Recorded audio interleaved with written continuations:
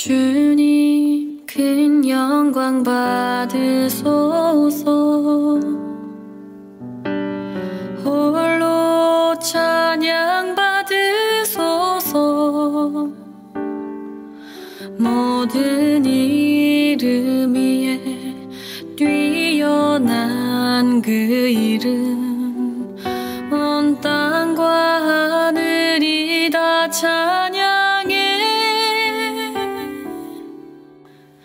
겸손하게 우리 무릎 꿇고 주 이름 앞에 영광 돌리세.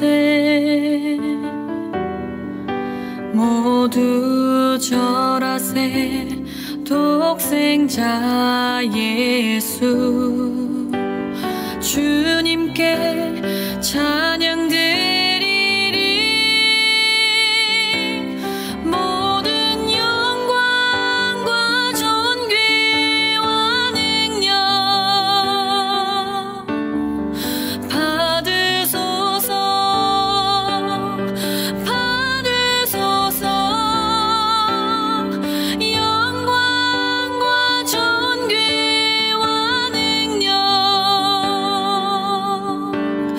받으소서. 받으소서. 그리스도 살아계신 하나님.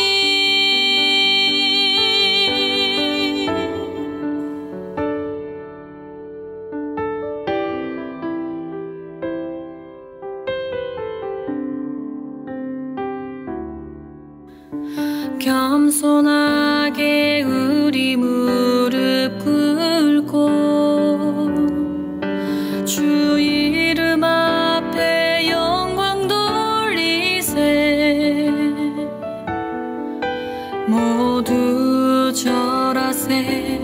독생자 예수 주님께 찬양 드리리. 모든 영광과 존귀와 능력 받으소서. 받으소서. 영광과 존귀와 능력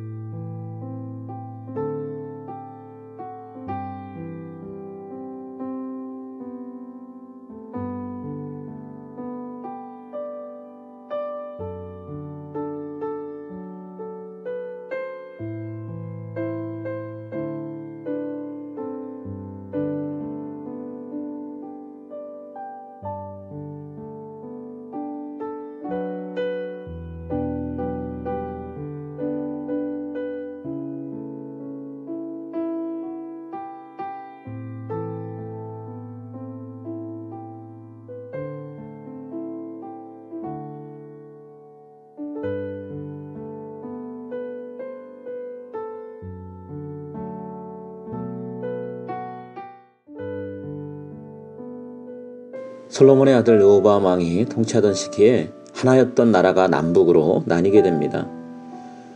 그 후로 르호보암 왕은 하나님의 은혜로 온 나라를 안정화시켰고 강하게 세울 수가 있었습니다. 나라 곳곳에 적들의 침입에 대비할 수 있는 성들을 건축하게 되었죠. 그런데 이렇게 나라가 안정되고 강하게 세워졌을 때 르호보암 왕과 그의 백성들은 하나님을 떠나버립니다. 그들 스스로가 자신들을 강하게 만들었다고 생각했기 때문이었죠. 그들은 하나님의 율법을 따르지 않았고 제멋대로 살기 시작했습니다. 이런 모습에 대해서 하나님은 애굽 왕 시삭을 사용해서 이스라엘 백성들을 가르치려고 하셨습니다. 시삭 왕은 전차를 비롯해 마병과 주변 국가들에서 동원했던 수많은 용병들을 이끌고 남유다로 공격해 옵니다. 르호보암 왕이 건축했던 요새화된 성들은 결국 시삭의 손에 다 넘어가 버리고 말죠. 최후의 보루라고 할 수 있는 예루살렘에 모인 르호보암 왕과 지도자들이 선지자 스마야 입을 통해서 이 모든 일이 하나님께서 일으키신 일이라는 것을 알게 됩니다.